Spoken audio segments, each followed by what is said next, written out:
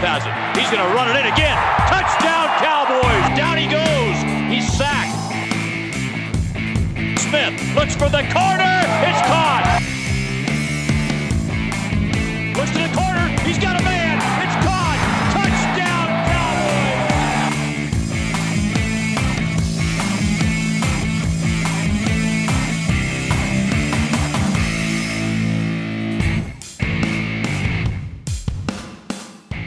Hello again and welcome to Inside Cowboy Football, presented by Union Wireless, treating you like a neighbor, not a number. We're here with head coach Dave Christensen. And Coach, I know that last time out was not exactly the way you wanted the things go, but I know there's always some positives that come out of a game, and certainly there are a few in this game with Utah State. Well, I'm positive. I'm happy it's over, and we had a chance to move on. And disappointed in the way we played. I thought when we came out and jumped up to a 12-0 lead that we would rally from that point and continue to keep the momentum in our favor, and we didn't get that done. So disappointing, but we open up conference play this Saturday against UNLV. We're back at work. Our kids are excited about playing again, and rectifying last week's issues. Well, let's go back to Logan, Utah, shall we? Last Saturday night, take a look at some of the Cowboy highlights. Here we go, Coach. His first play is a 3rd and 9 play, and Brett Smith completes a pass to Josh Doxson for a 21-yard gain and gets the first down and gets us moving in our first series. A nice throw and great job keeping his feet, getting his feet down, staying in bounds. And we come back and Brett finds Dominic Ruffran on a 29-yard pass. 2nd and 4 play, Dom gets open off of the play action.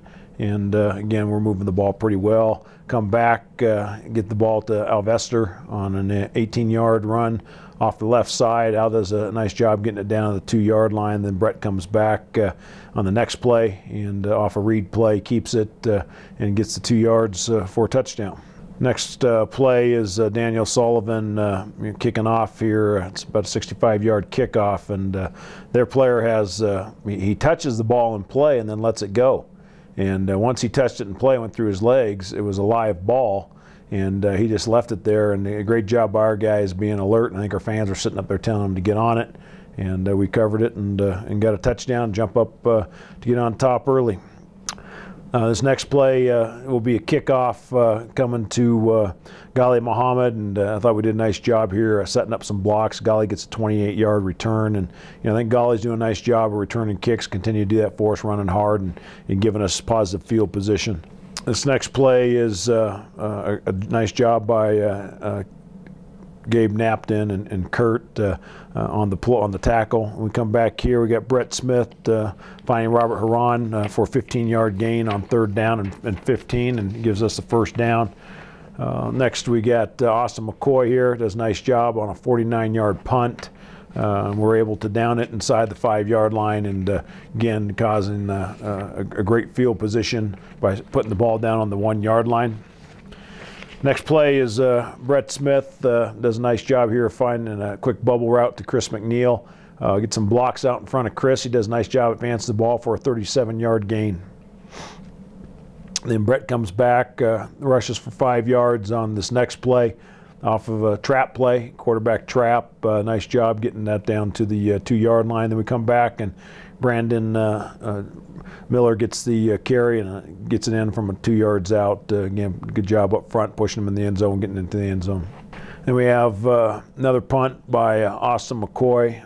40-yard punt here, just a nice job on the tackle. Darren White and DeAndre Jones with a nice tackle there. Next play is, again, nice play by Marqueston Huff. They throw a bubble screen. He's out there to disrupt that and tackle him right at the point of attack. Next is a nice hit by Michael Purcell on the pursue here. Follows coming down the line of scrimmage from his tackle position, putting a big hit on him. Then next one is Luke Anderson with a good hit on their big tailback Turban. Next play is a pass from Chucky Keaton for no gain. Luke Anderson again doing a nice job out in coverage. Next one's Brett Smith finding Brandon Miller, and Brandon does a nice job escaping and getting downfield, gaining 19 yards. And Brett comes back, finds Dominic Ruffran on a 12-yard pass here over the middle. Nice job by Dom. Then Brett again throws a completion for 8 yards to Chris McNeil. A nice job by Chris on the screenplay, reading his blocks, advancing up the field. And this next play is a nice play by safety Luke Ruff coming up and putting a physical hit on their running back for no gain. And a nice job by Luke from the safety position. That was the Utah State game last Saturday. Next up, the Cowboys, it's homecoming at War Memorial Stadium against UNLV. But before we visit about that, let's hear from a couple of outstanding Wyoming Cowboy football players. Here's Kevin McKinney.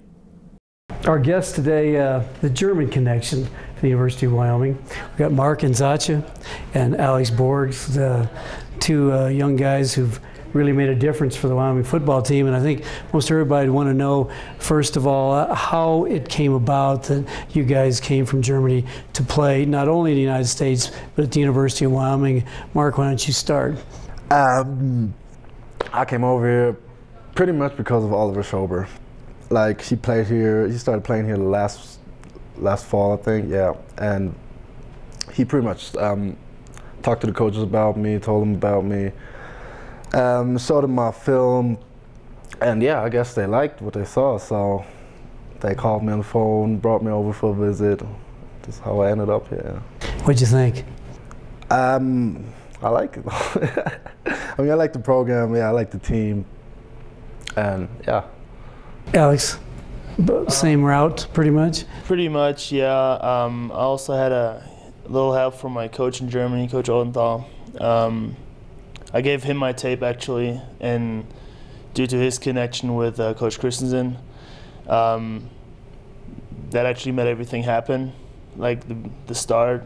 And then actually Oliver Schober helped out a little bit too. He talked to the coaches, and yeah, he kind of recommended me as well. Yeah. Now, there's no high school football in Germany, but there are something like we call club teams. And you guys played on the same national team together, did not play against each other during the season? We didn't know.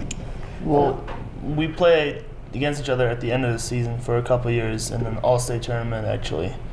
Like, my state was North Rhine-Westphalia, and he's from Bavaria, yeah, I'm from, and we played against each other on that. Yeah, there's like a state tournament at the end of every season. So yeah, we played like in the state final or whatever. Played against. You know, I think it's so interesting. You speak so very well. In Germany, you have to learn English as a second language, and then you have to learn yet another language, or at least study another language. That's the requirement in school? That's correct, yeah. I mean, we start English in like 5th grade, and then like later on, like maybe 7th, 8th grade, you start with a second foreign language, so. Yeah. That's terrific. Yeah. Alex, what is the one thing that surprised you maybe about the United States, or college, or something that you didn't quite expect that turned out to be a lot more positive than maybe you thought? Well, I wasn't really too much surprised, because I was an exchange student before. I kind of knew how everything was working around here, except the college life. So it was really interesting to see what college is actually about. You know, you could always see on film, TV, you know, they show what college is like, but in the end, it's a lot different, you know, especially for student athletes, where it's really focused on the sport and on school, and everything has to just work together, and you have to be great at everything, you know. And I think that's just a big challenge, and I mean, I liked it. I liked the challenge, you know, and I mean, yeah, that was a big positive thing for me coming over here. Mark, what do you miss about homeland? Let me think about that. To be honest with you, I don't really miss the country too much. I just like I definitely miss my folks, like my friends, family. Yeah, that's like the main thing. Now, when you guys are at home and you live with Schober as well as Jones, I think it was, Corey Jones, do you guys try to speak your native tongue at home if Corey's not around, or do you try to speak English? Yeah, definitely we do. I mean, when Corey's not around, we speak German. I mean, that's just what it is, you know. And once Corey is around, we flip the switch and talk English, so it's not impolite towards him, you know. So now on the field, when you're fired up or you're mad, is it English or German? It's kind of a mix. I stick to my native language. I speak a lot of German. Nobody gets it. Especially to the officials. Yeah. Can you talk a little bit about the future? I know it's always hard, but each of you, your goals, maybe start with you, Mark. What goals do you have after college? What would you like to do? First goal is to get my degree from here. Then I have family at the East Coast. They live in Philadelphia and Delaware. And my plan is definitely to stay here in the States, so because I like it a lot, and probably moving down there. And like me, my major is business administration, maybe like find a job down there. How about you, Alex? Well, of course, get my degree. That's the first main goal, actually, and then see where I can go from there, you know. If I can go to a job, if I can stay in the sport somehow. I mean, I'm a kinesiology major. I want to go into strength and conditioning and, you know, work with athletes. So I want to stay in sports, and that's kind of my goal. And I think I can best achieve that here in the States, because sports is such a big part of the society and just all around. So I can just, you know, stay here. All right. Alex Borgs, Mark Nzeocha, we thank you very much. We're going to go to the Union Wireless call of the game. Would you, Alex, say that in German? The Union Wireless call of the game. That's kind of hard to translate. Union Wireless hat das Game angesagt, das Spiel angesagt. Okay, that's up next. Kerwin Williams and Chris Harris back to receive the kick, but this kick will take a bounce at the 10. Goes right between Williams' legs into the end zone. That's a live football. The Cowboys are on it for a touchdown. It's a touchdown, Wyoming.